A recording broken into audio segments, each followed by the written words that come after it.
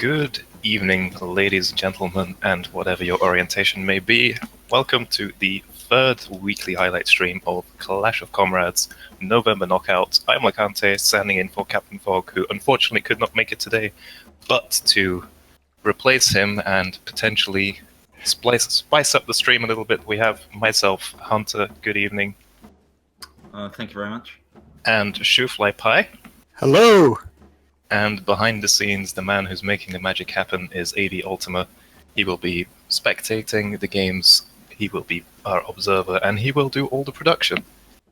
So, we are live, we are here looking at the Group A standings. My friends, what do you think about the tournament so far? A lot of games have been played, and we're getting close to the final top fours in both groups, so look at Group A. What are your thoughts? Well, obviously something that stands out is that Dead Bones has 10 wins. That's very impressive. Xeno not far behind. So it looks like the top three will be Dead Bones, Xeno, and CJ Ross. But number 4 is definitely still up for contention. Yep. Mountley just has 2 games left to play and has 2 points to make up to catch up to Chu. And I think he has he beat Chu, and so he has the tiebreaker over him. So if Mountley can make up 2 points in his 2 games, then he should take the 4th spot. Yep, so it definitely looks like the top 3 is more or less settled now. A few games left to play, obviously, but we'll have to see how it plays out. There's 1 more week left of games, so let's take a look at the Group B standings. Group B is very close. So we've got LoL Steamroller and AV Ultima both at the top with exactly 16, and Classic Metal with 15 in third, and then 3 people, Calix, Jumi, Licante, and Foxaves, all tied for 4th right now. Still games left to play, so we'll be waiting and seeing who can come out with that 4th spot. Yeah, and it's not only those 3 in contention for the 4th spot. Zinyu still has a lot of games left to play and could conceivably, if he wins all of them, catch up and be in contention for that 4th spot. But I think he can't drop any games if he is to do that. Yeah, the interesting thing, well, apart from the battle for 4th place, is AV Ultima has actually won more matches than LoL Steamroller. But because LoL Steamroller beat AV Ultima and took more 2-1 sets, he's actually in the 1st spot. So a little bit of an oddity there, perhaps. And then Classic Metal is just 1 point behind both of them, but has played, I believe he's played all of his games. And then, yeah, we'll have to see.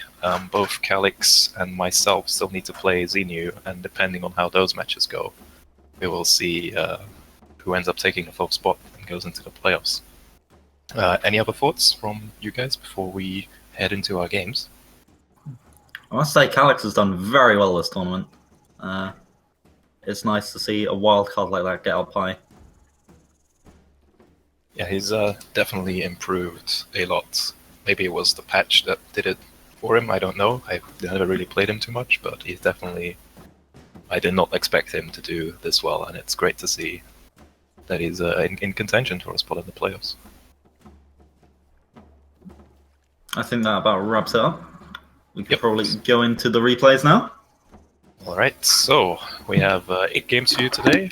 We'll be doing first 4 games, take a small break, and then do our final 4 games.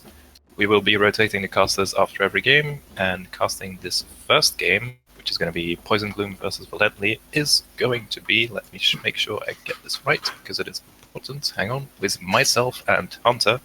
Hunter, are you ready to start this game? I am very ready. Let's get straight into it. Then let's get going in 3, 2, 1. Okay, so for our first game, we have Valently in the red to the west of the map against his opponent, Poison Gloom, who is in the green to the north. And this map is very weird and small. That's very interesting. What do you think, Licante? Yeah, it's basically a half-sized map, pretty much. The entire southeastern side is quite useless to both players. There's no mills, you can run to it, but there's no connection between the north and south half of the map. So it's most of it is going to be on this northwest side. and both players have easy access to a second expansion and even a third if they want to. So we'll have to see how that goes. Yeah, both players with, well, actually, Valently with the mostly tier 1 army here. He has pigeons, squirrels, and toads. It's a very versatile tier 1 army.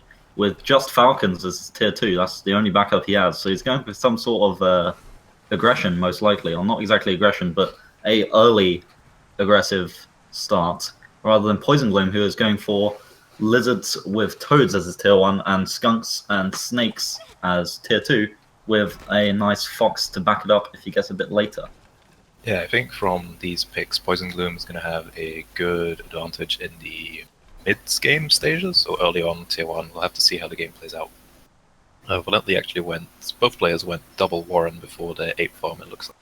But I think Valently's late games is going to be 6 or 8 falcons, and just push with that, because that is quite hard to deal with. But Poison Gloom does have the one counter to that, which is the fox.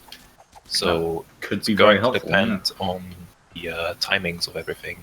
Poison Gloom gets an early fox out, then Valently can't really go falcons because they will just get picked off one at a time. Valently does have the advantage in the defensive setup because he does have the sniper balloon.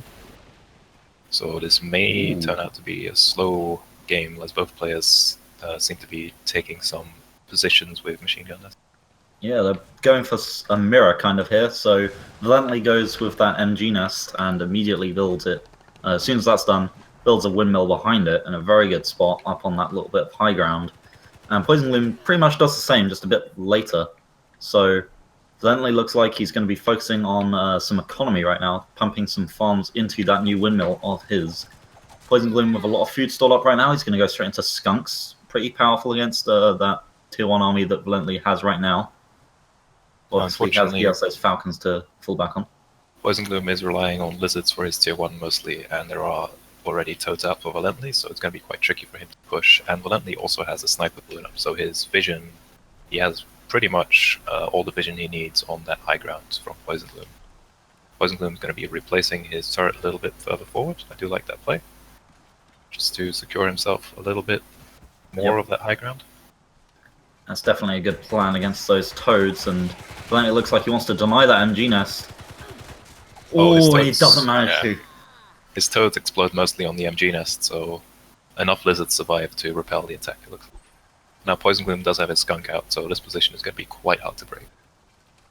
Definitely. I think he's going to have to develop into falcons for the next attack if he wants to go into that, or just have an overwhelming force. He does have those pigeons up now. Very strong. They can heal the same unit now, worth noting, so it's better against these sorts of attacks. And he's going in again. Those toads explode right on those lizards. And he manages to take down the MG nest. That's a big deal. Does break the MG nest, but there's gas already, and it's a fairly narrow choke point, so Valently wisely backs off, not wanting to fight into the skunk gas with his squirrels. And Definitely both players taking small engagements, no one really coming out ahead, and just trying to make sure they have their economy running behind it. It's definitely good that he managed to take down that MG nest. I don't think he's going to let another one go down unless it's placed further back. So he does have that advantage going for him now, and looking at the army value graphs, Poison Gloom does have a value advantage in terms of his army, but Valently is bringing out falcons soon. Poison Gloom bring out snakes, so we'll see how it goes. Poison Gloom just on lizards right now, and these toads making big explosions here. Yeah, Valently wasn't paying attention, or was not with his army right there. He was trying to get a sniper balloon up, which Poison Gloom handily denied, while trading more or less even with the army. He keeps all of his tier 2 alive, so that's great. Poison Gloom's going snakes, while Valently already has pigeons, so that may not be too efficient, but it will help against the balloon and the turret that Valently has. So those will be taken there. Definitely. And Valently is building his third. He's gone on to his third windmill. He's expanding fairly well behind his army right here. So he's going to get a nice economic advantage if he manages to put those farms down without losing too many fights. Poison Gloom denies that sniper balloon, but he's coming in for an attack. Those toads completely wipe out those lizards, and the sniper balloon does work. Look at that. Poison Gloom losing, I believe, 2 snakes, 2 skunks, and all of his tier 1, while Valently looks like these falcons are going to stay alive because there's a pigeon on the field. Might die. If the pigeon isn't too smart. Nope. Yeah, it looks like Valently's actually going to be able to build that sniper ball in that he wanted to, and that is going to slowly poke away at those MG nests, unless Poison Gloom reacts now. It might even be too late now, but Valently's elsewhere. He's not going to be able to defend it, and that sniper balloon goes down before it gets up. That's the 3rd balloon that Valently gets denied. That's 360 food, while he's slightly ahead in economy for most of the game. That's a pretty big deal. He did manage to sell at least one of them, though. That's worth bearing in mind for full value. Okay. Still, he's not progressing if he just keeps... if this sniper balloon never actually gets up. He's building that windmill as well. He's built a sniper balloon that baits an attack, and now he's just going in. But it's not going... All of his tier 1 is dead already. Yeah. Poison Gloom does have 3 snakes still alive. Yeah, those snakes just... They just stopped the Falcons from progressing too much after that. Oh no. Valently not respecting the snake DPS, losing all of his army again, and this mill is most likely dead now. He does have that farm advantage right now. If he can just play smart, keep these this army alive, and go for another attack, he's going to come out ahead eventually. Poison Gloom on 9 farms. He's built an expansion. He's going to be able to build farms on it soon. Well, Valently's on 12, and he has that expansion with farms already on it, and he's going to be able to put farms on it easily as well. Yeah, Valently's been ahead in economy for most of the game. It was a small lead early on. It's a larger lead now. So I hope Poison Gloom... He's adding on more and more snakes, which... I mean, his snakes have been doing well in these fights. But if he doesn't consider adding on a fox to deal with these falcon threats, then I believe he may be in trouble once Valently gets more falcons up. I'd like to see Valently build like maybe another warren of pigeons against the amount of snakes that Poison Gloom is bringing out. That would probably be a good idea. He does exactly that. He does. He's building a warren of pigeons, and it looks like another warren of falcons. I think that is a very good choice. To building up those falcons into a massive bull in the late mid game, or going into the late game now, really helps out a lot. Valently pushing his defensive line even further forward as Poison Gloom is secure on his high ground, 3 MG nests. He's favoring adding on more farm rather than army right now. I would have also liked to see toads in this game from Poison Gloom to deal with Valently's toads, but he appears to favor the snakes to do backline DPS, adding on a 4th snake warren. Ooh, that's a lot of snakes coming out from Poison Gloom here. It looks like he wants to go for some poking. Yeah, unfortunately. Oh, he does get the snake out on 1 HP. Oh, and he's throwing his army right now, but those toads hitting those lizards immediately, and now there's just a tier 2 army getting decimated right now. Those falcons being healed up by those pigeons, they don't have a chance. But they do squirrels survived the fight. Okay, Valently squirrels survived the fight, so they were able to do DPS in the back. Now the snakes are trying to fend off this army. Oh, but the toad kills 2 snakes in 1 hit. And looks like Valently's going to save his falcons. Oh, but they're kind of out of position right now, and he gets caught off. There's toads making sure to ward off those lizards, though. But there's no defenses left for Poison Gloom, and he's just going in right now, and this fight is not going to work for him. Maybe feeling a little bit too pressured once his MGs went down, and now he's getting pushed back. And this is the point where Valently can just completely clean up all these warrens. Yeah, he has a lot of pigeons alive, so his units are probably going to stay alive. Poison Gloom has to probably sell his warrens and move out as soon as possible, but it seems to be like panicking a little bit while Valently is taking down base by base. Poison Gloom's trying to regroup, get his skunks, dealing with these reinforcements is exactly what you need to do in this case, but his lizards do get taken out by those toad explosions, while his 1 remaining farming base gets taken out as well. 1 lone skunk trying to turn the tide of battle unfortunately does get taken out. And it looks like Valently will eventually end up taking this match. It does. Very close match, actually. A lot of back and forth there. Yeah, the pigeons falcon combo definitely showing what they can do late game. Valently holding out with the more economic build order. Seems to work out in that longer game. So that was a very exciting match, actually. What did you think of that, Shu? Yeah, you'd see Poison Gloom attacking into Valiantly again and again, and because he's running in, he has a slight disadvantage each time, and it build up over time. I think one thing Poison Gloom could have done a little bit better in the fights is pull his skunks a bit further forward, because the gas didn't really get onto the squirrels to take them out, and the squirrels did a ton and didn't really get touched in a lot of those fights. Yeah, definitely. The squirrels sitting in the back line, being able to deal their damage from range was certainly a good part of the reason why Valenti ended up taking that game. All right, so we can head up into our next game, which will be casted by Stewfly Pie and Hunter. Will be Mozzarella Sticks versus Xeno Coop. Gentlemen, are we ready? Yes, sir. Ready. All right, then without further ado, let's start in 3, 2, 1. Okay, and going into our second game here, Mozzarella Sticks to the west in the green versus his opponent, Xeno Coop, to the east end of the map in red. And Xeno with a no tier 3 build versus Mozzarella with no defense. So, interesting little matchup, perhaps. What do you think, Shu, of these builds and this map as well? Yeah, so the map's pretty interesting. Neither player has terribly close expansions. Xeno has one that's a bit close to him. Mozzarella's expansions are a bit further away, and there's a line of 3 mills in the middle, which are probably going to be, especially that one in the very center, is going to be a big point of contention. A lot of the fights are going to happen around there, I feel. Yeah, it's worth noting that that road actually leads straight to that windmill right in the center, which gives Xeno a little bit of a lead to get in there. Yep. Could come into play. And looking at the build order, it looks like Xeno's gone for a Warren of Squirrels. So that's a 7th farm Warren into the 8th farm straight after. Mozzarella doing the same, although goes for the double Warren. Yeah, a lot of players like to place Warren before their 8th farm. Just go 7 farm, place a Warren, and then straight into the 8th farm, because you don't lose a whole lot in your farming economic tempo, but allows you to get your units out just a little bit quicker, which can help if your opponent is doing something more aggressive, that you can get your units ready to contest a little bit faster, which can make a big difference.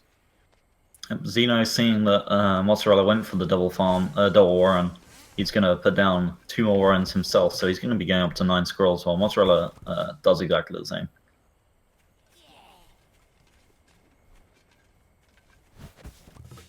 Mozzarella, with his build, they've actually got the same tier 1s, but tier 2s slightly different. Xeno's going with those ferrets and the skunk, while Mozzarella's also going with ferrets, but falcon instead of skunk. Yeah, so the falcon will help if Xeno goes heavy into toads and skunks, because it can just avoid all of that. You could see that happen a little bit in that last game we watched.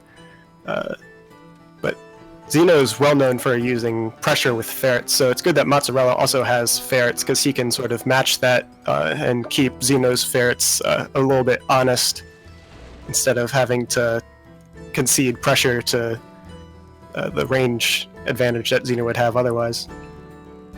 And Xeno's found a very good spot on this hill, with the only entrance being blocked off by that MG nest and the rest of his army, and he's building another MG nest to protect it. This windmill on the 3rd high ground is going to be completely safe, other than from potential falcon attacks. And he's going to start farming on it straight away, and Mozzarella, desperate to catch up, builds his windmill also. Yeah. So Mozzarella's seen this, and he starts building his ferrets right away, so he will be able to poke at those machine gun turrets if Xeno isn't able to defend them. But Xeno has his skunks already, which will be able to take down Mozzarella's squirrels, because he mostly only has squirrels. Mozzarella on 10 farms right now, Xeno going up to 13. But in terms of army value, Mozzarella has a slight advantage, obviously getting his Warrens out before Xeno, and Xeno focusing more on economy and defense.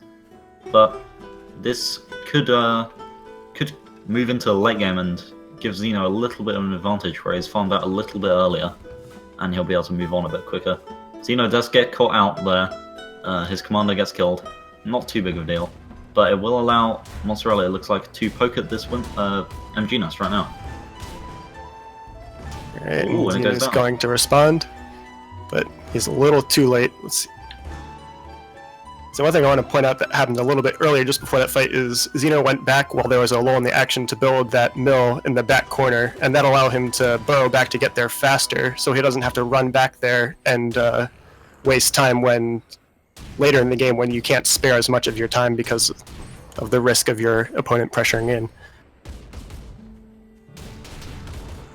So now that Xeno has his ferrets, he's going to go for his classic ferret poke. And both players just duking it out in the midfield here with their ferrets. Both players have pigeons up as well. So Yeah. Xeno on 3 pigeons, Mozzarella It's a on bit of 6. Missed opportunity here from Mozzarella. Xeno had his pigeons up there forward to give vision for his ferrets, and he left them behind. Mozzarella could have come up and picked them out for free right here, but he wasn't paying attention. Oh, and he's not controlling his ferrets right now. He does take out those pigeons now, but he does it at the cost of a ferret. So not exactly very worthy, honestly. Well, it's a bit even value-wise, but it'll take longer for the ferret to get back up than some pigeons. And that ferret gets caught off while Xeno chases in, and now there's a big fight in midfield, but... Oh, okay, Mozzarella's Falcons come in just in time to ward off the attack. Those skunks could have done a lot of damage to Mozzarella's army there. That was close. Yeah, Xeno was able to get that gas in a beautiful spot right at the bottom of the ramp, cutting off all of Mozzarella's squirrels from even entering that fight. And look at Xeno's army right now, just full of ferrets. He's going to go for some very strong poke. Yeah, he'll be able to take down that mill very fast. He'll be able to take down that mill very fast if Mozzarella doesn't respond. But Mozzarella does have those Falcons, which is pretty much what he wants. Those squirrels in the back are going to be a good defense against them. And a fight right now is just these ferrets versus, just the Falcons versus the squirrels, and the squirrels come out a little bit ahead. He needs a critical mass of those Falcons to take that down. And Mozzarella is starting to poke at these MG nests a bit more, takes down one. And Xeno in the background though, on 17 farms, with this windmill that he bought way earlier, is very ahead in economy. Or at least he's been ahead in economy for a long time.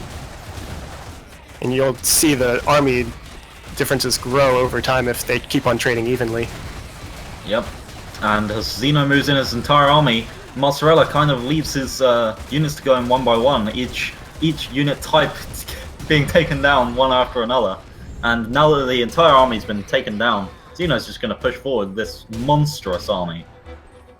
Yeah, and this looks like it's the beginning of the end. Mozzarella's left on only 3 farms, and his army is just not there at all. He's going to need to sell some warrens to be able to get food to produce stuff. And Xeno can just freely pick off anything he wants, really. With this many pigeons, a small amount of defenders like this do literally nothing. They're just healed up immediately, and Xeno wins with a concede from Mozzarella Sticks there. So a very exciting game. Lots of economy going on there, but winning it for Xeno. What do you think, Licante? Xeno Coop taking the back expansion and just sitting on his nice little ferret line was, just the way he likes to play the game, I guess, where you get ahead in economy and then 6 ferrets. It's been a while since we've seen more than 2 in a game. Yeah. And we saw a total of 8 in this one. Like a few strange things where he left like his pigeons off in one corner and Mozzarella Sticks getting a bunch of good pickoffs on lone MG nests. So, and then the Falcons were a great response. With like slightly better control from one side. The game could have swung either way, I think. So yeah, it was a great game to watch. Definitely. So I think we're ready to move on into the third game then. Let's hop into the third game, which shall be casted by myself and Shooflypie, and it will be Xenu versus AV Ultima. Shooflypie, are you ready? I am. Let's go. Alright, and let us start in 3, 2, 1. Alright, so in the south we have Xenu in the red, and then in the northeast side of the map we have AV Ultima in green. fairly close spawns, but with a blocking high ground in the middle. And Zinio has a little bit better access to that high ground, and both players are running ferrets, so that could come into play. Another thing is this map has a lot of water. There's the river running straight through, and when players are running ferrets, that can be a big deal because units in water are easy targets for ferrets to hit. Yeah, definitely a good point that both players have ferrets here. Also, there's high ground vision pigeons from both players. And Xenu also has falcons, so have to see how that comes into play. AV is going to have to take the expansions more to the north of the map if he wants to keep them safe from ferret poke.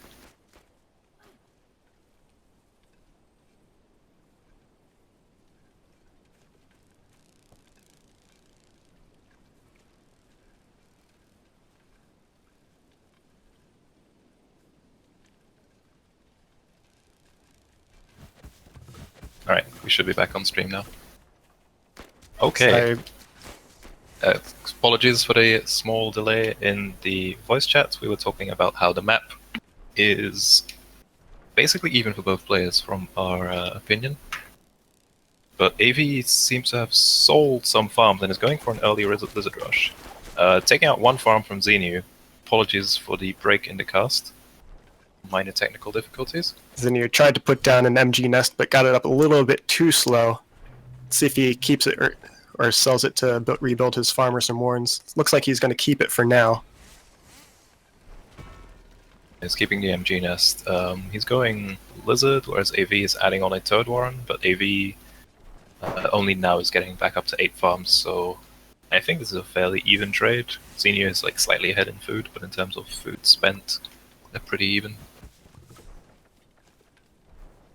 And Xenu is scouting that AV has replenished all his farms now. And I think he just about spotted the toads, but it's pretty clear that he should be expecting toads at this point. Xenu adding on toads for himself and going fairly early falcons. Double falcon, in fact. AV is building a few more toads, but Xenu only has 3 lizards, so this may be a bit overcommitting 2 toads, and that might be a bit in Xenu's favor since he's got 3 falcon warrens now. Yeah, definitely an overreaction to the amount of lizards. AV probably expecting that there's going to be more lizards. He does spot that there's double tier 2, well, triple tier 2 coming from Xenu right now. So he's going back and adding on another lizard warren. And looks like AV is going to try and go for a push with this. Yeah. I do think Xenu may have been a little overzealous building. AV pulling in his toads in front, so maybe looking to... Okay, no, he spots the toads and the falcon, and AV is going to decide to back off. But he has ferrets. Okay, he sells his ferrets because he saw the falcons, and they're not going to be all too useful. And he's adding on squirrels right now. Try and deal with the falcons that he saw. He saw 3 tier 2 warrens, so he's probably assuming there's going to be more than 1 falcon. Adding on squirrels right now, but they're still building, and Xenu looks like he wants to go for a push. And he's just going to try to poke at those toads with the falcons first before engaging. Yep, and Xenu controlling his 3 lizards quite well. They didn't get touched at all, and the falcons are just staying alive. 1 falcon died, most of the toads are dead, and now the falcons are barreling away at these warrens. Well, AV is trying to get squirrels up in time, but I don't know if it's going to be enough because there's 5 falcons out already. Just mowing down all of AV Ultima's units. Still 3 falcons alive. There's a toad coming in, and AV's farms are under threat. This warren's also going to go down.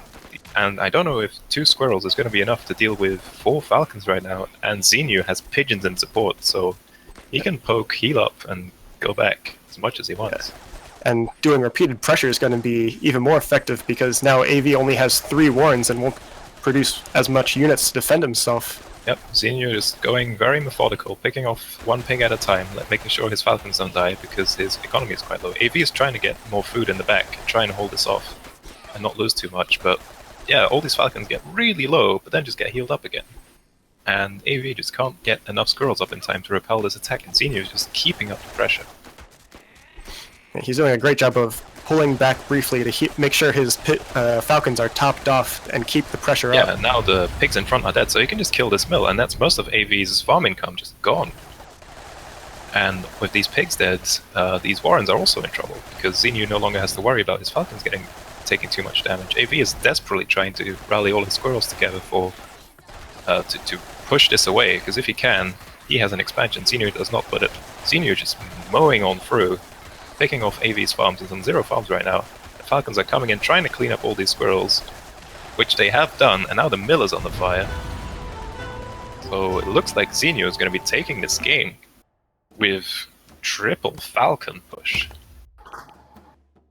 Hunter, are you alive after a game like that? that was a very decisive push there. Just AV spotting that the Falcons were there, but not really responding fast enough. Like, I don't think he truly realized, oh shit, there's 6 Falcons on the way. I need to sell the toads. I need to build these squirrels. And he does build those squirrels eventually, but it's just too late. Those Falcons are already knocking on his door.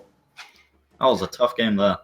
Yeah, it was a great game plan from the beginning for Zinio, recognizing that a lot of players tend to rely heavily on lizards and toads recently, and going so heavily into Falcons, just AV didn't really have much of a chance unless he reacted sooner. Yeah, that's kind of strategy. It really depends on just catching the opponent off guard, and it definitely did there. That was well played. AV scouted it and tried to play against it, but he just didn't get the amount of squirrels he needed in time, and then he lost most of his warrants, so it was an uphill battle from there. It was a great game to watch. So, with that, are we ready to hop into our 4th game, last before the break? Casting this one will be myself and Hunter. Hunter, are you ready? I am ready. Alright, then let's start in 3, 2, 1. Okay, going to our 4th game of the highlight stream. We have Deadbones to the southwest in the green versus his opponent Valently to the northeast in the red. And I immediately noticed something interesting about this, and that's that Deadbones is bringing boar. I always love boar. I really hope it gets built. Haven't seen much boar, but it has been changed recently, and it is brutal. So, it's worth mentioning that all of the games we're seeing today are games that have been played on the previous patch, so not the patch 22, which brings the change into 3 values. So this boar is a warren cost of 240 and a unit cost of 120, like you would expect. It's the 3 attack on the flamethrower, I believe, isn't it? I believe it's 3 attack instead of 4 in this patch. But it does have the AoE. Indeed. Both players going, well, Deadbone's going 7 farm Warren, Valently is going to go 8 farm, but he does gets his 8 farm on the same time as Deadbones because he burrowed back a little later, so both players are on the same economy value. Valently adding on some squirrels, Deadbone's also going squirrels. Neither of these players have lizards, opting for the toad-squirrel combo, which will deal with lizards. Just a different way of playing, and both players are going squirrels, but neither of them have skunks. So it is a really good game for squirrels. But Deadbones has boar, so that's pretty good against squirrels. Who knows? It is pretty good, yeah. Who knows what happens there? Deadbones with the pigeons. Oh, Valently looks like, is that the same build that Valently was using earlier? No, I think Valently was using pigeons before, wasn't he? Yeah. So yeah, against Poison Gloom he had pigeons. Deadbones going with pigeons, that's going to be really good in these early game fights. Those pigeons can get some crucial heals, and late game as well. Coupled with a good tier 3, that can just keep that tier 3 alive nigh on indefinitely. Also combined with the Falcons that both players have. Oh yeah, definitely. Falcons can definitely stand up better against squirrels when they have pigeon support. Both players do have balloons as well, so depending on where they end up expanding to, Deadbone's just taking the closest base he has. He has the third base on the high ground available to him. Valently looks like he wants to be taking this and deny it from Deadbones. That could be a big deal, taking that really aggressive position. Deadbones groups his army together and is just having a little poke here, and it looks like he's going to win it. Those toads come in too late, those squirrels get picked up first, so there's no other target for Deadbones' squirrels than those toads. And now with that river, he might be able to catch up and take out a few more, but he does not. Yeah, forces the army away. Valently has sold the mill. Deadbones also sold the mill he was building earlier, so it's both players taking the expansions are going to be a bit later than they maybe would have wanted. Looks like Valently might be taking the mill to the north, and he also has the option of taking the one all the way to the east of the map, which Deadbones can't really get to. Yeah, Valently definitely needs to go aggressive like that and do the play he kind of just did. Just with the map here, it really leaves him wanting for nearby expansions. He has that one to his east on the high ground, but it's actually a really long way away from him and not too hard, not too easy to get to, actually. Yeah, he'll just have to spend some time running there, building it, and then he can burrow to it later. But it looks like both players just want to get some farms right now. Deadbones always wants to get some farms. I think Valently recognizes this. Deadbone's going for a sniper balloon in a really good spot. It's on a good choke point. Gives him a really good vision. Quite tricky for Valently to push into this position right now, and it will secure Deadbones this other mill. But Valently also has a balloon all the way in the back, which would protect his expansion. But he does get a few squirrels picked off. Deadbones wants to deny this MG nest, which he does fairly easily. Yeah, that wasn't too hard. He just moves the squirrels in, they nuke it. Pretty easy for that. It's worth noting Valently is behind on the army value. If you look at army value graphs, Deadbones is fairly ahead, which considering he has that sniper balloon and Valently has a few defenses, Valently's going to need a little bit more if he wants to be more aggressive like this. Valently has the one MG nest in between his two bases, which is sort of useless right now, so would like to see him sell it, but I don't know if he will remember that he placed it. He's just securing this expansion, which I think is fair. Deadbones is building his boar run, so that was a 240 food down. Deciding to go for the boar before getting all of his farms on his expansion. Don't know if I like that play, but we'll have to see how it plays out. Valently does go back and get the mill all the way in the back, and Deadbones somehow senses that Valently is not nearby and does scout it right away. That was a very good scout there, yeah. And actually, this is a really good timing for boar, it turns out. No falcons for Valently, unless Valently manages to spot this.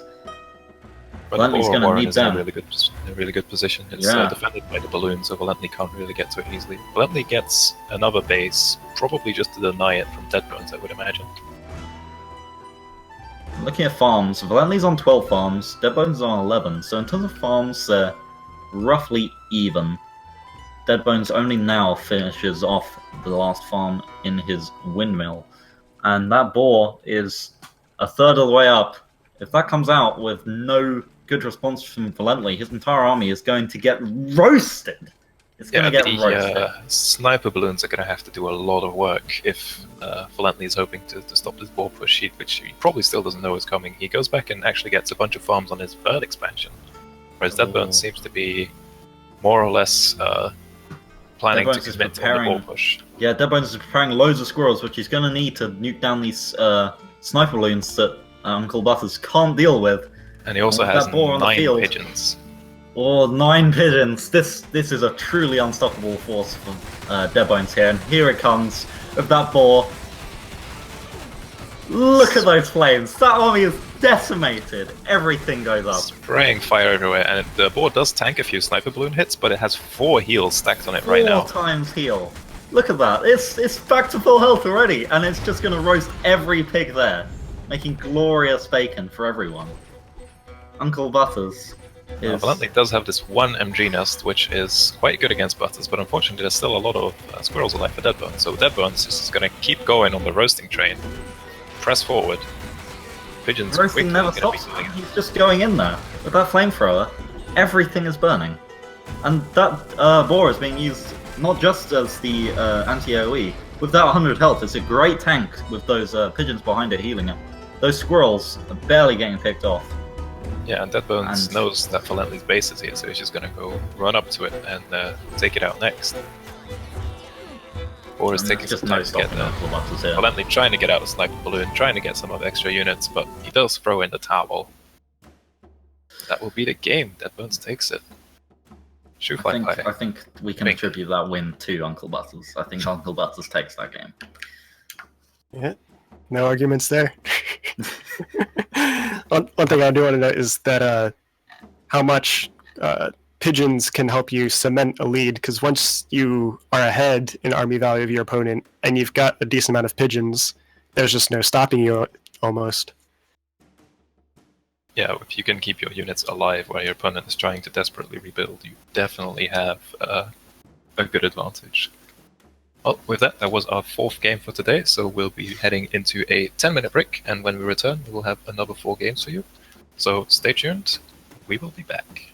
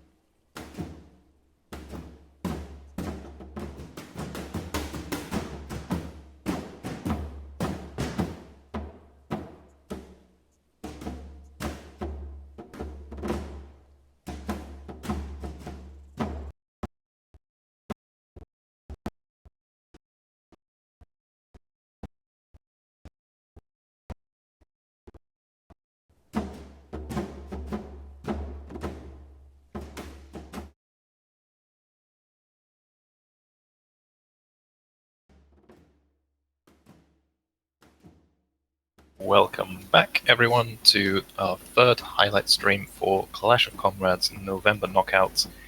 This is our second half of the games we'll be showing today. And joining me, just like before, are Hunter. Hello, Hunter. Hello. And Shoeflypie. Hello. And behind the scenes is still AV Ultima. We swear he's here. It's not a bot. He's doing great, doing all the production and things and stuff. So, without further ado, shall we hop into our next game? I think we should. Since I am playing in it, it shall be Hunter and Shoeflypie casting this one. Gentlemen, are we ready? I am ready. And let us start the game in 3, 2, 1. Take it away.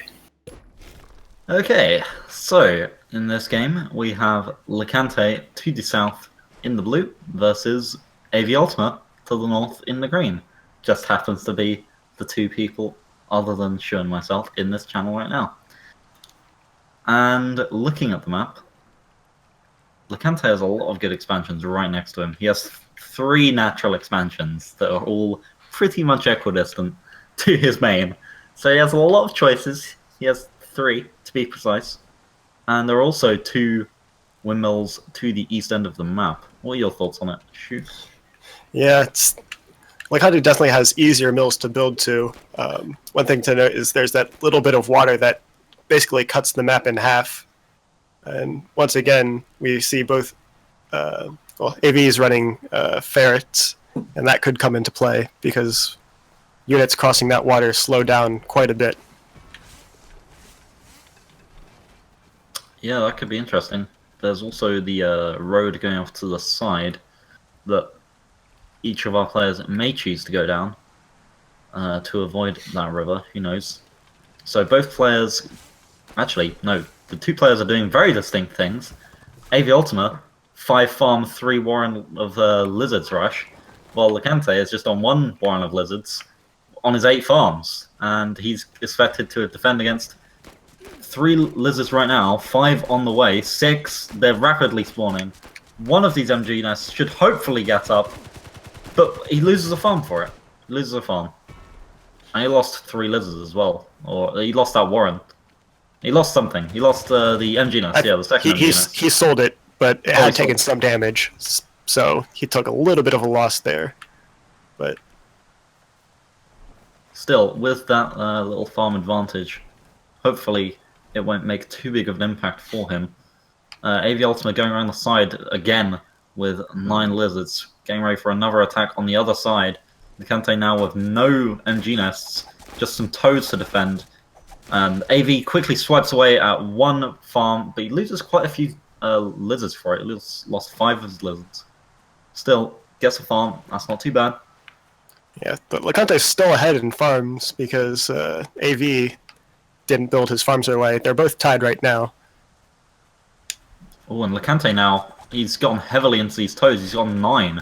And now he's just going to choose to be aggressive. He's moving his toads in, but they're exploding right on those pigs. Oh, he gets a nice catch with those 2 toads there, surrounding those lizards, and there was no way of the lizards getting away. And now he poked away at that pig. There's no defenses left from AV. He's trying to spawn out another lizard. It spawns. Looks like it took out a toad, but he takes out the Warren. So now all AV has is falcons on the way, while Licante has an active force on the map right now. One thing that is Licante has mostly toads, so he can't sustain pressure very well because every toad hit, he has to build another toad, rather than lizards that could constantly be harassing. Oh, so yep, he can keep up this pressure, but it costs him. Yep, that falcon's up.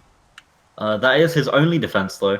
He's starting to build toads now, and Licante, I think, needs to go back and regroup. He's done a very nice attack and got some good picks. And now he just needs to develop into maybe a more normal mid-game, or maybe some Licante's sold 2 Toad Warrens and is now building a Fox as a response to that Falcon. These are some very snap responses from both players, just going straight for the exact thing that counters the units they currently have out. So Licante pokes with those lizards, doesn't do much other than losing there. Yeah, he took a big loss there. Lose 3 lizards for free. But the one thing he did accomplish, though, is by keeping up the pressure, he's keeping AV on the back foot and keeping AV from scouting his fox. So that's one good thing that LeConte has going for him. That's very true. If LeConte can keep AV's commander away, yep, AV seems content seeing that there's just loads of units on the high ground. Maybe he thinks that, okay, so it's just a normal situation. He's on 6 lizards, 3 toads, that's really all I need to worry about. And now he can just poke away at this Warren, and LeConte's letting him, because that's pretty much keeping him busy, and he knows as soon as this fox comes out, AV's army is going to get crushed, really. Yep. The fox is about halfway out now, and AV's backing off a little bit, coming back in. Oh, he almost takes out that pig. He does manage to take it out, but it's pretty much irrelevant now. That fox is just about done. That fox is out, and it's going to be able to chase down these falcons as much as it wants. It's going to be able to control the entire army of AV really here. Alright, he takes off down 1 falcon and a few toads. And there's a second. Takes the other falcon. And I was just deadening the toads on toads. Yep, and with AV, with just an army of toads and falcons, he sells one of the falcon warrens, because that's really not going to be good against this fox here. And fox is shooting away at this warren here, not doing much damage, but as soon as it switches to these units, takes out a pig, takes out a toad. And AV goes and builds the 2 mills to the right, because he knows he can't really stand up to the fox right now, so he has to rebuild somewhere else. It's a very precarious spot for AV. He needs to manage to develop something on one of these expansions, and he needs to be able to stand off against LeConte in time. And with this much food that he has right now, I don't see that being extremely possible. That last falcon gets sniped down. He sells the warrens to get some food. And now LeConte knows that he's got some mills somewhere else, so he has to go find that while AV rebuilds. So let's see if AV can get some defenses to hold off this fox before he gets his warrens on that high ground, which will protect them a little bit. He sells one because he knows he needs to have enough food to actually produce the units. He sells his farm, so he's back into starvation, but he needs to get the units now, or else he'll just be out. Oh, and those warrens are kind of off to the side as well, so it's going to take a while for them to actually get in. He's trying to keep the fox busy. He's doing for it now. Meanwhile, that lizard's going to take out those windmills just in time before the other one comes up, and that's GG for LeConte.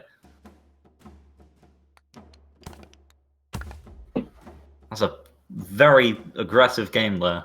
Aggressive decisions from both players.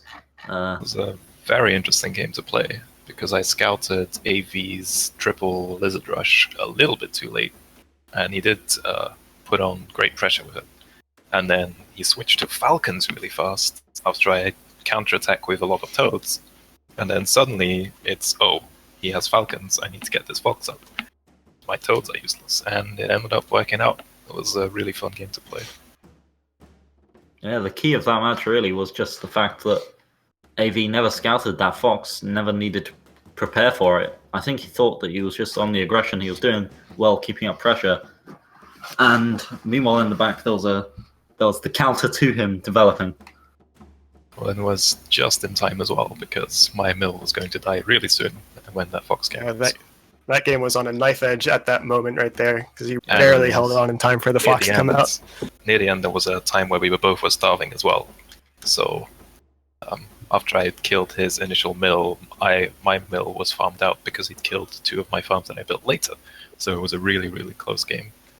But that about wraps it up for that game, I think. So shall we hop into the next one, which shall be casted by myself and Shoofly Pie. Are you ready for Game 6? I am.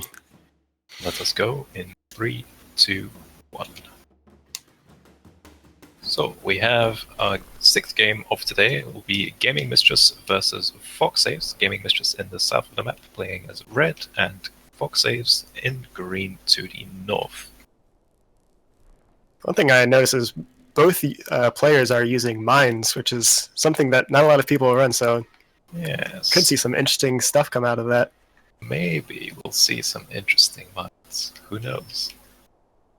Looking at the map, there's this strange hill in the middle between both of players' bases, with a bunch of narrow passageways through, and then more easy access on the left side. Both players can get expansions if they do want, but for Gaming Mistress it's going to be a little bit tricky, because she will have to expand closer to Foxhaves, and maybe expose the rest of the base to run-bys and such. Looking at the picks, Gaming Mistress seems to be liking the moles. Yeah, it's saw it last become a signature pick for her. Yeah, I saw it last week, where the moles definitely did a good job.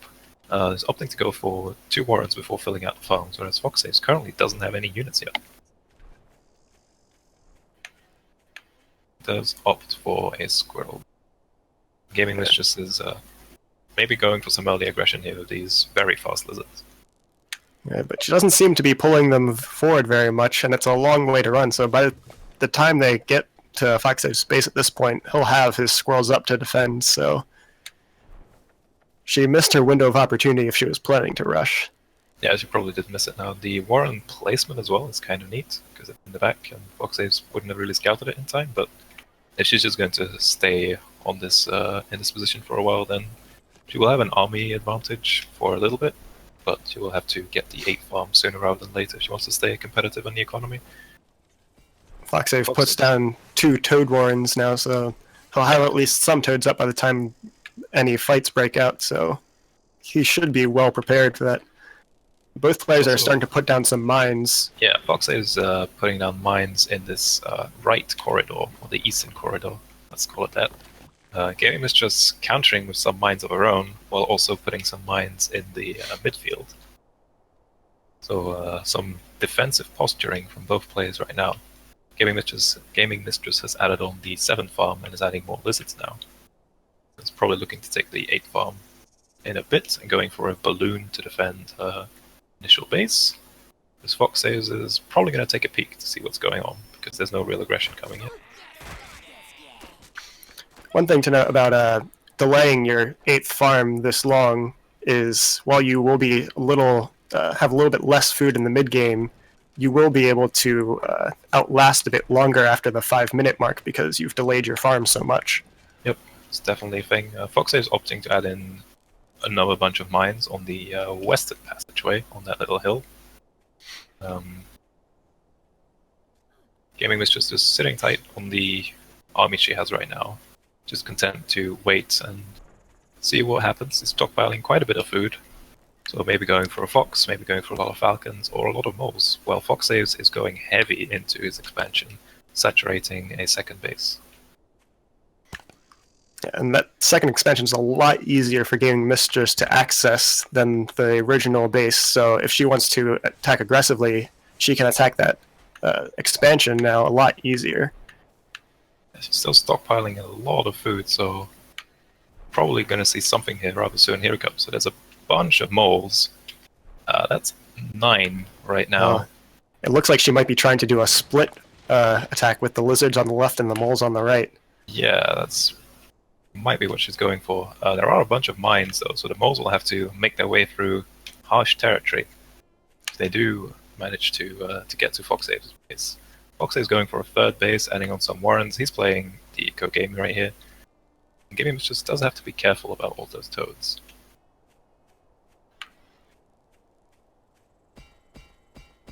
A bit of a lull in the action. Gaming Mistress adding on a bunch of mines on this choke point, so if Foxhaves were to move through, going to meet 6 facefuls of landwood. But for now, he seems to be... he's getting a fox and getting some more farms. And he didn't scout the mines, I don't. Yeah, those mines can be quite useful, because if Gaming Mistress goes on an assault and loses her army, and then Foxhaves tries to do a counter-assault, those mines will just stop that, taking off any units he tries to counterattack with. Unfortunately, Gaming Mistress hasn't really secured another base yet, so the initial farms have expired, whereas Foxhaves has added on a 2nd Fox Warren, and is still on, 2.5 bases right now. Gaming Mistress really needs to make something happen, because she's sitting on only 3 farms, while Foxhaves has 15, and is building 2 foxes. 2 foxes has a huge economy lead and 500 food, getting a 3rd fox warren.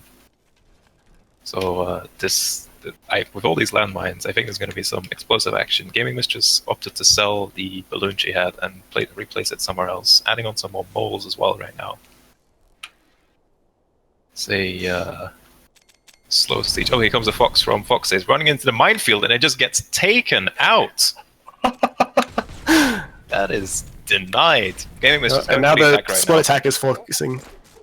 Going for the attack. The mines did quite a bit She of only work. loses 1 mole from the mine.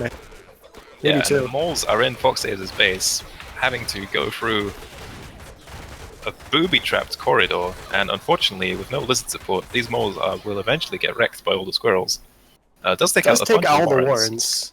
Yeah, it takes out a bunch of warrens, but Gaming Mistress, unfortunately, is on only 1 farm right now, and a lot of her army was moles, so replenishing is going to be rather tricky. Now, Foxes has to get past these final mines and a sniper balloon, but with 13 squirrels and, well, now 2 foxes, chances are he can pull it off.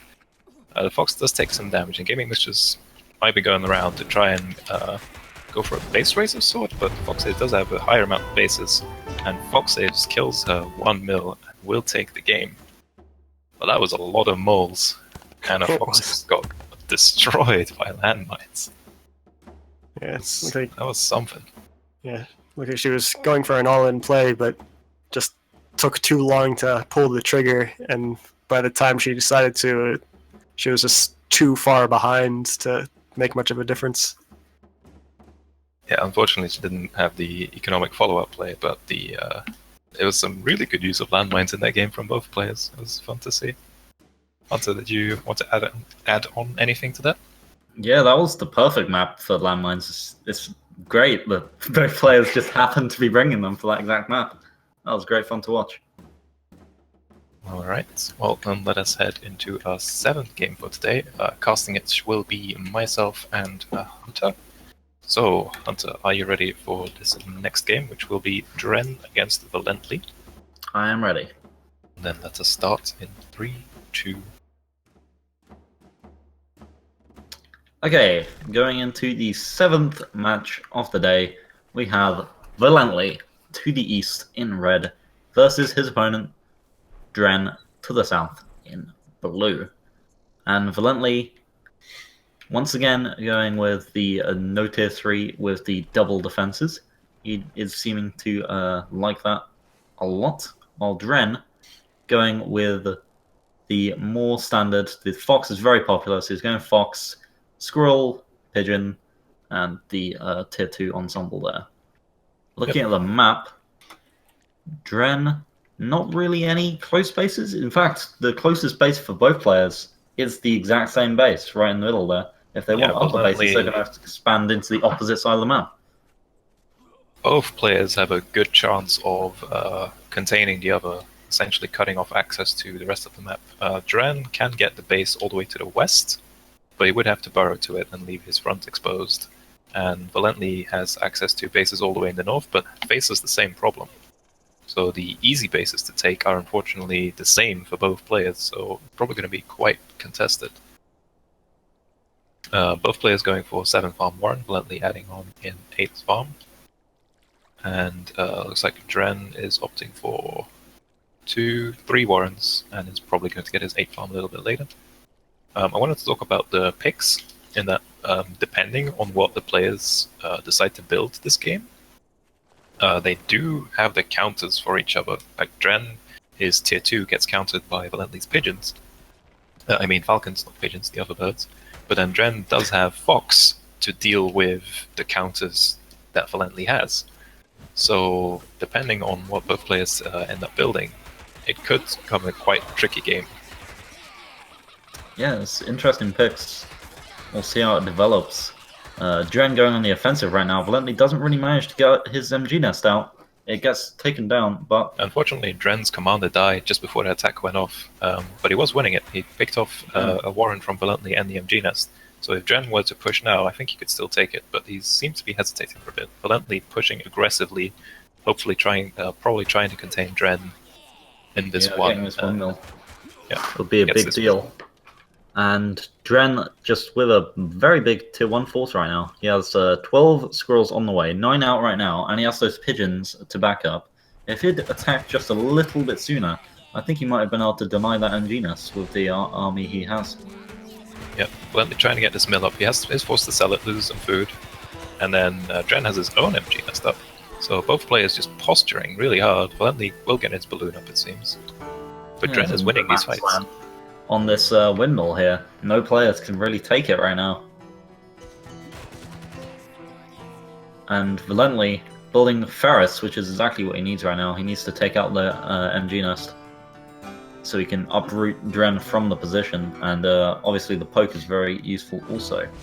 So Valently responding well, and Dren is responding by just going for that northern windmill instead. Which and that southern one is still contested. Yeah, if Dren can secure this position, then Valently only has access to the one base in the middle. Because if Dren can secure the middle of the map here, it's in the center of all the other bases. He does opt for the 2 forward farms, which might be a little bit tricky to hold. Yeah, that's especially with Valently's ferret out already. You have to keep in mind Dren is a new player. Yeah. So he may not realize this, but yeah, this ferret is going to poke away at these farms. Oh, and his commander goes down while his units are going forward, and all of these units are going to get picked off. That's really not a good situation there, and I don't know how he's going to defend this warren, this windmill now. Valently's going to be very good at poking this with that army he has. Yeah, so he's going to pressure with these ferrets again, and unfortunately these farms are in front, so one will get taken out, while the other pig is on half HP. He'll get healed up by the pigeons, so hopefully it can survive for a bit longer. Valently's cleaning up the MG nests. Yep, Valently can clean out the MG nests. Dren has responded with skunks to control this midfield. I think that's a good pick when the fights are all happening in the exact same spot. But that pig does get taken out by those ferrets again, and looks like Dren's learned his lesson. He's put those ferret farms further to the back. Yeah, it's clearly adapting to what he's seeing now. His army is unfortunately a little bit out of position. And Valently's just going to push forward and take out all these warrens. Oh, but Dren catches him out. If he gets some good smokes here, with some good gas, this could be a big deal. And with all these pigeons healing up these skunks, it might be tough to actually take out Dren's army here. A little fight happening around this windmill, but Dren's kept his army in the same place for too long, and they're just getting destroyed right now. Those ferret shots dealing massive damage every time it lands. Yeah, unfortunately, Dren's skunks were focusing on the mill, which was not where Valently's army was. He does end up killing the mill, but Valently is now again in control of the middle of the map. Yep, Dren is taking time to rip too. Yeah, Dren is completely locked off from his expansion that he managed to get, and now stuck on his main with less production buildings than Valently, who has many more warrens with units out already. And Dren's going to struggle to push out. Yeah. Dren's going to struggle to push out against this MG nest though, so this is tough. He'd have to go for this windmill, I think. He would need ferrets, but he needs time before he can get ferrets, so... No, he thinks he needs to go now, so he's going to take out this MG nest. Minimal losses. Yeah, that was a good pick actually. But Valently, meanwhile, is taking this windmill, finally getting a safe one. It looks like Dren's not going to be able to respond to that at all. And now, while that is building, he's just going to poke at Dren to stop him from going anywhere. And Dren, all he has is these skunks to defend, and Valently can just pull back. If he can get some good gas down, then these skunks can definitely delay Valently's push. But Dren, yeah, both players are on one farm currently, so they have to really catch up or rebuild their economy, make this game feel more comfortable for the both of them. But Valently does have the bigger army and the better defensive position, so Valently, I feel like, is in charge of this game right now. Definitely. Looking at Valently the army value supports the expansion, unfortunately, and he's going to go for it. Dren is trying to catch up, but losing that farm already is going to hurt. Well, once this entire army gets taken out, he gets caught out of position, and it just all gets wiped out, and Valently can feel free to take this warren now, this windmill. Yeah, now Dren is going to go into starvation mode, but Valently is also starving right now. So Valently is on a clock, so he has to be fast about this. Unless he goes back and buys a farm first. It looks like he might sell something. Yeah, he sold his MG nest. Have to sell a Oh, but bunch it's of building things. something. Yeah, he's Yep, still it's building building. squirrels. Okay. He's building a farm right now. Okay. So Valently is no longer in starvation, and now he's going to try and finish the game with these ferrets poking away at the back. He only has one squirrel in the front, but Dren is going to throw in the towel. That was close in the end. Yeah, that was a very close game there. It's a very low funds match there. Neither player really getting off the ground with their economy, so making do with as little units as they could. What did you think of that game, Shu? Yeah, I think you could see the difference that having two structures for Valently really made in that match, when having control of that center area mattered so much. Having those sniper balloons just made a world of difference.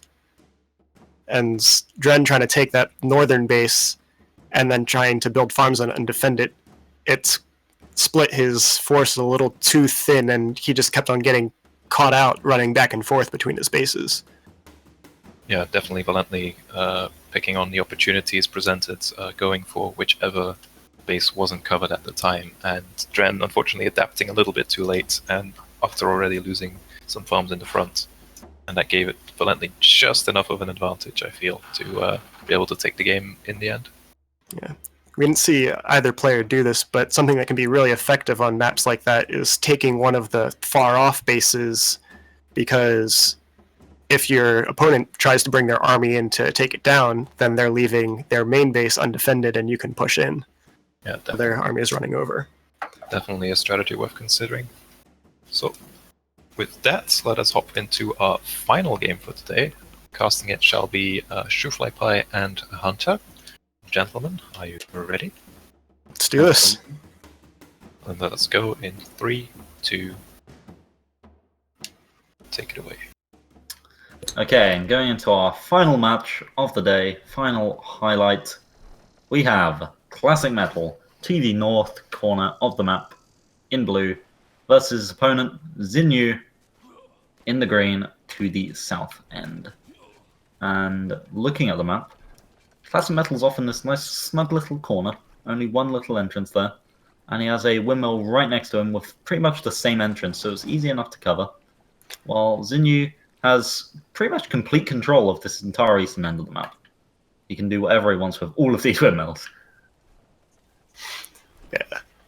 Classic Metal's going to have to take a little bit more control early on, because he can't really sit back and wait to play the late game, because he doesn't have ferrets, so he's not really going to be able to contest any of Xenyu's back expansions, without going through the front door. Yeah, Classic's definitely going to have to be more aggressive with his positioning and his build order. He's going with 7-farm lizards into the 8th farm. Xenyu actually looked like he did the same, or was that the 8th farm and then the lizards? I don't know. It seems like it was a bit later on the lizards. One thing to note is Xinyu is running barbed wire this game, and since there's only that relatively small area to get into his side of the map, he can completely lock it down.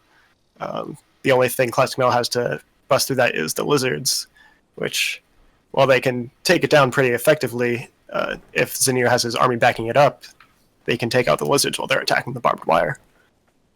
Yeah, Xinyu, with this warren placement, he has natural access to his next expansion, the Zone of Control, easily giving him the control over that. There's no way Classic Metal is going to be able to stop him from building that very easily. And Classic Metal is going straight up to 12 lizards. But Xinyu has to counter to it. He has 2 warrens of toads on the way. He did spot the amount of lizards, and he did swap out his warrens for more toads. So he has 6 lizards, 6 toads, and 3 pigeons. And Classic Metal can build the same amount, really. He has the exact same tier 1 build order.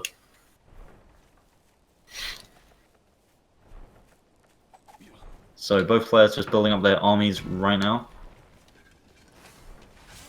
Classic Metal could possibly, if he built those skunks, these might be pretty useful against the enemy army. Obviously, the lizards can run through them pretty fast, but against these tier 1 armies, skunks can do pretty well, especially in enclosed areas. If you're planning on fighting in the same place over and over, that skunk gas can build up pretty quickly.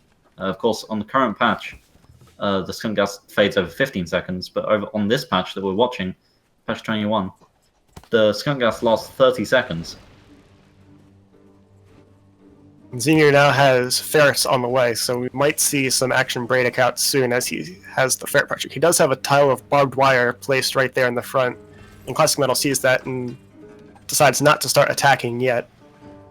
Both players starting their expansion, and Xenu's got this nice fence of barbed wire protecting him right now. Classic Metal is trying to wrap around, but there's already barbed wire on that side as well. But Xenu's army is not quite as in position to respond right away. He takes out a pile of barbed wire and pulls back. He lost a few units, but it helps break that fence a little bit for him to get back through next time. It's easy enough for him to rebuild that, though. It only takes a couple of seconds.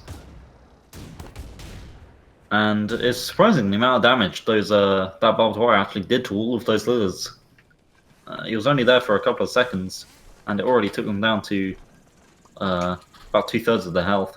So he needs to be careful with that. With those pigeons around, he needs to make sure those are healing correctly. Classic Metal going up to 14 farms, so he's almost completely filling out his expansion. Xenu only on 4 farms on his expansion. Yeah. Because Xenu has the advantage in the longer game where all of the expansions behind him are also available to him. I do think it's good that Classic Metal is choosing to focus on economy for right now, because it's going to take a larger force than he currently has to be able to break through that entrenched position that Xenu has. So he's trying to farm up for a little bit and have a larger force to try to break through in one large push. Yeah, that's definitely the way he needs to do it. He's not going to be able to outlast Xenu by constantly poking. He's going to need a critical mass of units. And he's building a lot of skunks right now, and snakes too. So he's got a warren of snakes and 2 warrens of skunks building right now. Those are going to be the crux of his force. And Xenu with a lot of lizards going up to 15. Classic Metal with the 9 toads should be a good counter though. Both players actually have the 9 toads. Classic Metal building more pigeons could be good for making his force last a bit longer. Yeah, one thing Xenu's not doing right now is he's not using his ferrets to poke at Classic Metal's army just standing there. I guess he's a little bit too afraid of the swift lizards chasing down his ferrets. He might have been able to create some space for them to poke if he goes forward by bar, but a fight is starting now. Massive clash in the middle of the ground here, but with the counter-attack from Xenu, all those toads completely destroy Classic Metal's lizard army. Classic Metal holds on with a couple of his skunks though. At the first start of the fight, he was poking with those skunks pretty well, but as soon as the clash in the middle happened, all those toads exploded. You saw that Classic Metal fell behind a little bit. He got a good amount out of that fight though. He took out a pig, and looking at the army value graph, both players dipped fairly evenly, so it was a fairly even fight. But now Xenu is making the most out of these ferrets and is poking a little bit.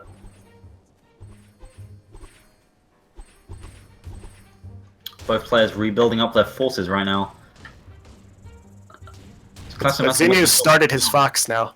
Yep, he started that fox. That's going to be really strong. But in the meantime, Xenu hasn't actually been scouting at all during this match, and that could be a slight mistake. He doesn't know exactly what Classic Metal's been planning. And in the meantime, while he's off taking that windmill south of Classic Metal's, Classic Metal has been poking. And right now, a clash in the middle. Ooh! Classic Metal manages to take out the entire rest of the army while Xenu tries to get his lizards towards the back. But it didn't really work out. His entire army just gets taken apart one by one. And with all of these pigeons healing up these tier 2 units, he's got a very powerful force to be pushing in. He needs to be careful of these reinforcements though, with all these warrens. Ooh, some of his snakes get taken out. That one snake on 1 HP, if he can keep that alive, that could be a big deal. But that fox takes out. The fox is out now. This is a big deal against this army. These pigeons aren't going to do much against the fox. If Classic Metal can somehow push in and get this fox, that could be a big deal. Look at all this gas. This gas is completely covering the field here. This is ridiculous, the amount of gas that's out now. And Classic Metal is constantly reinforcing while Xenu barely has any warrens out. Oh, but his force is rather low right now, and this fox is taking out every reinforcement. He needs to be careful how far he pushes in now.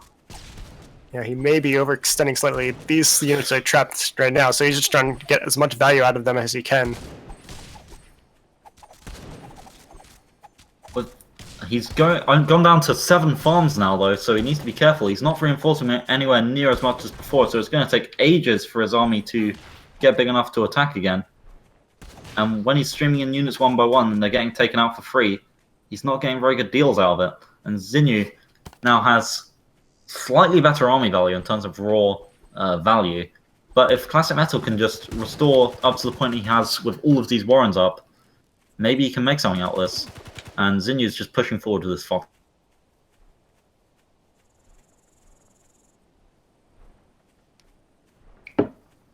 Alright, sorry about that, we're back. So, Classic Metal rebuilding his army. He sells all of the skunks. He doesn't really need them anymore now that that tier 1 army from Xinyu is eradicated. All those warriors got taken out in the last fight. And he's just building these snakes, which can be very useful. He's making sure to take out this barbed wire before going in again. He needs to be careful. These toad explosions go off. But Classic Metal still has much of his army. He's losing it fairly rapidly against the enemy, though. Those second sets of toad explosions do really well against Classic Metal's lizards. But Xinyu's left with nothing but a fox left. That's all he has. And he's only got so much space to run. Ooh, he's controlling it fairly well, though. It takes out enough units that Classic Metal just can't choose to chase him anymore. He doesn't have enough lizards to be able to catch up. And now he's just quite out of position. Snakes are doing well at poisoning everything. He's got a Warren on a timer ready to die. But Xinyu is making most of his time. only on 1 farm. He doesn't have the food to rebuild his army. Oh, this is so close right now. Classic Metal's going to need to sell a lot of these Warrens, and he has no choice of... He has no way of getting any more expansions, really, unless he can somehow take this forward windmill. And with Xinyu's defensive position on the map right now, this might be the perfect time. Xinyu just managing his own farms right now. Classic Metal's now starving. He needs to build that mill and build a farm in it right away. Okay, he's built that mill, and Xinyu has no idea. He's still fussing over his own territory. And in the meantime, Classic Metal's just pushing forward. Xinyu left his fox way too far back, and he manages to take out that Warren. That's a big deal. But he's got no farms right now, and the starvation time is going off, and he has no food to build a farm right now. He needs to queue one and then sell something. He needs to sell that MG nest, and he does. Okay, so that farm is now building. And Xinyu is poking with this fox, but he can't get away from these lizards. If that fox goes down, that could be a massive deal. Oh, he's just chasing it around everywhere. Can he bring the fox out? Oh, no. But it's going to get in the water. Oh, the fox survives with 1 HP. Oh, but the lizards are still chasing. They just catch up, going across that road, getting that extra movement speed. Alright, now it's 9 lizards to 4, and no wards on Xinyu's side. But all these pigs are doing damage as well. And Xinyu has a couple of pigeons as well, so these lizards actually get taken out. And Classic Metal has nothing left really other than Warrens. He's going to need to sell these Warrens, and maybe he does need to focus on economy again. Maybe this just goes back to square one. It's 50 seconds into the game again. Yeah. No, he's deciding to just focus on building an army right now, it seems. Yeah, Xinyu should probably sell his Fox Warren because he's not going to be able to save up enough food to build it again. So he should definitely recoup that 240 food investment and just build some tier 1 Warrens.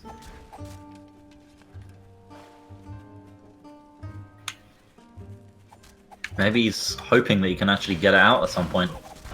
I don't think it's going to happen, though. And Classic Metal's feeling him out. He does sell that Fox Warren now, before it gets taken out by Classic Metal. But in response, Classic Metal takes out a different Warren. He takes out the Lizard Warren. It's fairly even numbers, though. This could be tough for Classic Metal. And Xinyu's put down a lot of lizards to his rear. Ooh, Classic Metal drags out his army. Oh, but that pigeon makes all the difference. Makes a Classic big... Metal had yeah, that Classic Metal actually had the advantage in numbers there. But thanks to that pigeon, Xinyu survives with 3 lizards. That was a big deal. And Classic Metal has no farms up right now, while Xinyu has 5. Yeah, this might be the end. Oh no! And Zinyu managed to take that game from the brink of disaster. Wow, that was a ridiculous game. What a match to end on. Yeah, both players played really well there. Classic Metal definitely doing exactly what he needed to. It just wasn't enough. And Zinyu making great plays with the zone he had. He had a great starting position and he used it well. He didn't need to be aggressive at all. He can just stay defensive like that. And it paid off for him eventually after he lost everything. Well, Oh, it looks seems like Lecante is gone, so I guess we'll do sign off. Thank you for tuning in, everyone. This has been the final highlight, and we're going to have a 2-week break before the finals kick off because we're going to take a break next week. Because everyone will be, isn't it, for Americans. So we hope you have a good time at Thanksgiving. And we're very much looking forward to seeing all the players in the finals. I believe there are a couple of games left to play, so we're still not sure on who's going to be there. But I can assure you it's going to be a very close contention for these playoffs. And it's going to be a really great set of matches. So we hope to see you all there. This has been Shoofly Pie, Hunter, and Lecante, with AV in the background doing all of the technical work. Thank you very much for watching Clash of Comrades November Knockout Week 3 highlights.